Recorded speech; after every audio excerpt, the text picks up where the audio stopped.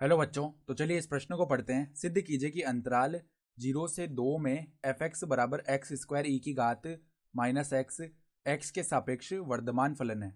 तो यहाँ पर देखो, हमें सिद्ध करके दिखाना है कि जो फलन एफ एक्स है ये इस अंतराल 0 से 2 में एक्स के सापेक्ष एक वर्धमान फलन है। तो प्रश्न में आगे बढ़ने से पहले इस प्रश्न से संबंधित जो मुख्य अवधारणा है उसकी हम चर्चा कर लेते हैं। तो देखो, मुख्य अवधारणा देखो क्या हो जाएगी। यदि एफ एक्स किसी अंतराल में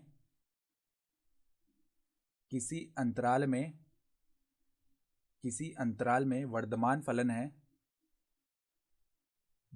फलन है तो उस अंतराल में एफ डैश एक्स का जो मान है वो 0 से बड़ा या बराबर होगा। ठीक है, तो हमें देखो यहाँ पर एक अवकलन का सूत्र भी पता होना चाहिए कि जब भी दो फलन इस प्रकार गुणा में लिखे हुए हो u गुणा v, तो इनका हम अवकलन कैसे करते हैं। पहले u को स्थिर रखा और v का अवकलन कर दिया, प्लस में देखो v को स्थिर रखा और u का अवकलन कर दिया। इस प्रकार करते हैं अवकलन। तो देखो, जो फलन है हमें सवाल में क्या दिया हुआ है, एफ एक्स बराबर में एक्स स्क्वायर गुणा ई की घात माइनस एक्स। तो अगर हम दोनों तरफ अवकलन करें अर्थात एफ डैश एक्स का मान निकालें, तो पहले देखो एक्स स्क्वायर को ऐसे ही रखा और ई की घात माइनस एक्स का अवकलन करेंगे तो माइनस ई की घात माइनस एक्स आ जाएगा।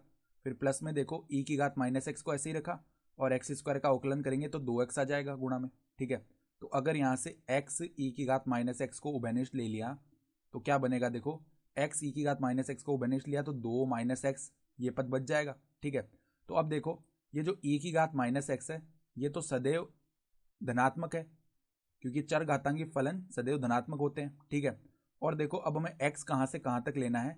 x हमें लेना है 0 से 2 के बीच। ठीक है, तो x 0 से 2 के बीच है तो ये भी धनात्मक है, तो ये जो x है ये भी धनात्मक है। तो देखो x गुणा ई की घात माइनस एक्स जो है वो तो एक धनात्मक संख्या आएगी। ठीक है, अब देखो इसका चिन्ह देख लेते हैं, 2 माइनस एक्स का चिन्ह क्या बनेगा।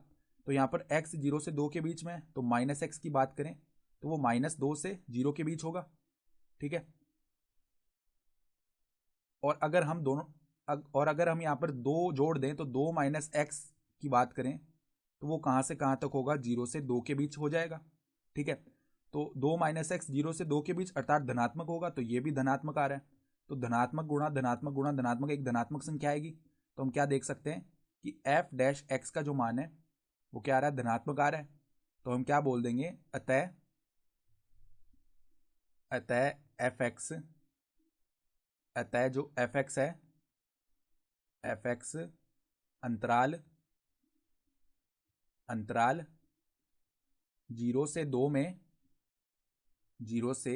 2 में वर्धमान फलन है। और यही हमें सवाल में सिद्ध भी करना था, तो हम क्या लिख सकते हैं, इति सिद्धम, अर्थात दी गई अवधारणा के आधार पर हमने सिद्ध करके दिखा दिया। तो आशा करता हूं कि आपको ये प्रश्न समझ में आया होगा। धन्यवाद।